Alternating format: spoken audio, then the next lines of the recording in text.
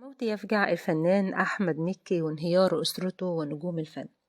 تفاصيل صادمة النهاردة بتكشفها شقيقته الفنانة إيناس مكي وسط صدمة كبيرة جدا لجمهوره ولكل محبيه. تعالوا نشوف سبب الوفاة واللحظات الأخيرة وحزن يسود الوسط الفني.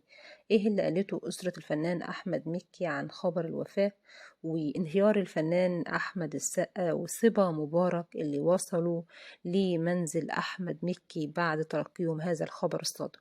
اسمعوا الفيديو للآخر، وياريت في البداية دعوة بالرحمة لموتانا وموتاكم بالوطن العربي كله. الفنان أحمد مكي فنان محبوب وليه جمهور كبير جدا يمتد الوطن العربي، وكان في آخر لقاء اتكلم عن إن هو بأواخر شهر أكتوبر هيبدأ التجهيز لعمل المسلسل الكبير قوي الجزء السادس للسباق الرمضاني 2025.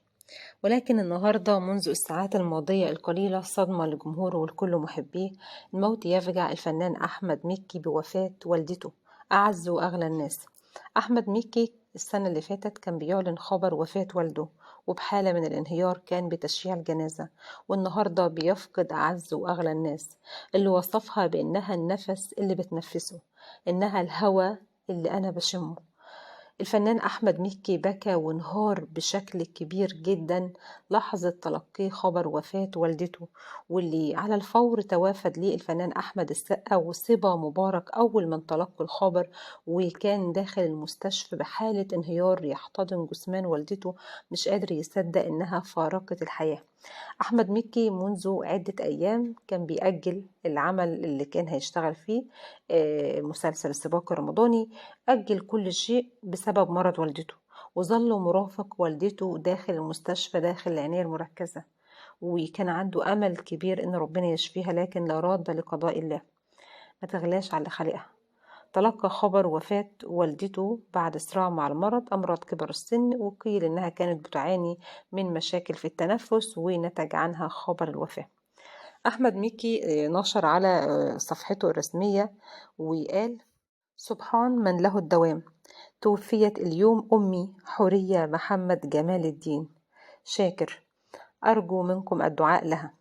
وكتب دعاء على صفحته: اللهم اغفر لها وارحمها وعافها واعف عنها وأكرم نزلها، اللهم أبدلها دارا خيرا من دارها وأهلا خيرا من أهلها.